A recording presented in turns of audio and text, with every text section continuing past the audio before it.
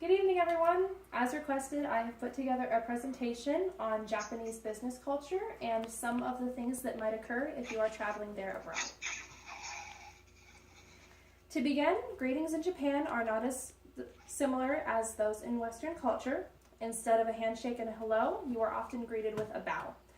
The bow degree will vary with age, social standing, and respect for the person.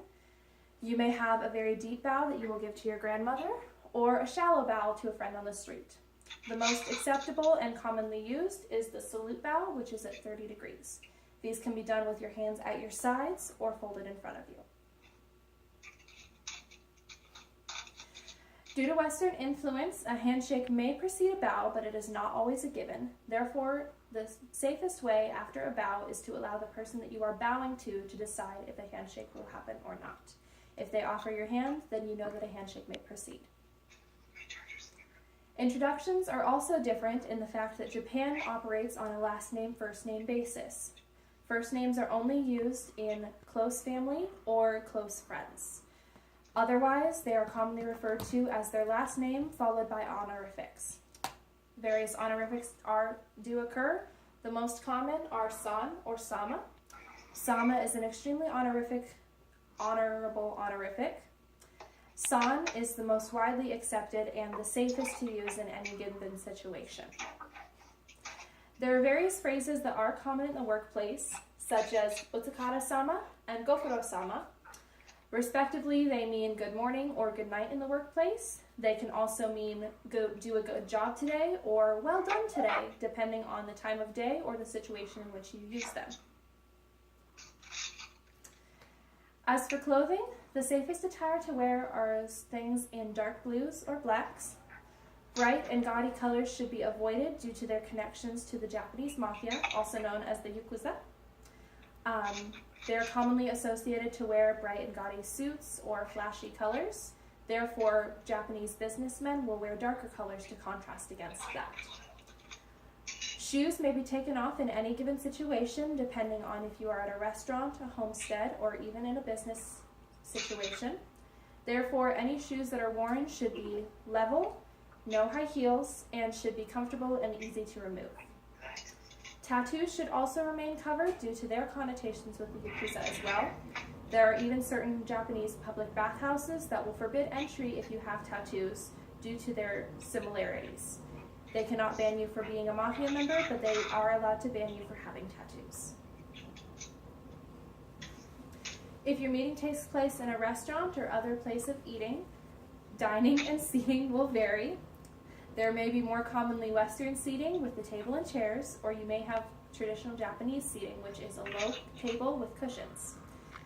Cutlery will also vary. You may have a knife and fork, or you may have chopsticks. What you use will depend on the meal served. Chopsticks are for traditional Japanese meals, and a knife and fork is used for traditionally Western meals. When served, it is polite to wait until everyone else at your table has received their meal. After everyone has received their meal, you say, "Itadakimasu." This literally means, "I receive." You are announcing that you are about to eat your food. After you are done eating, it is expected that you clean up after yourself. Your chopsticks are returned to their holders. Lids are replaced back on pots. Kanpai is another common phrase used in eating. It is associated with drinking non-alcoholic and alcoholic beverages. Again, it is polite to wait until everyone else at your table has received their beverage before you begin drinking. You will salute, say kanpai, and after that it is safe to drink. If you are drinking alcoholic beverages, then you are responsible for your friends' drinks. You will make sure that your friends have enough to drink, and they will make sure that you do as well. After finishing your meal, you say "Gochizu-sama deshita." This is not only a thank you to the cook for preparing your meal, but also to the meal itself for providing sustenance for you. Another important thing to know about Japanese culture is their honor system. Honor is extremely important in Japanese society.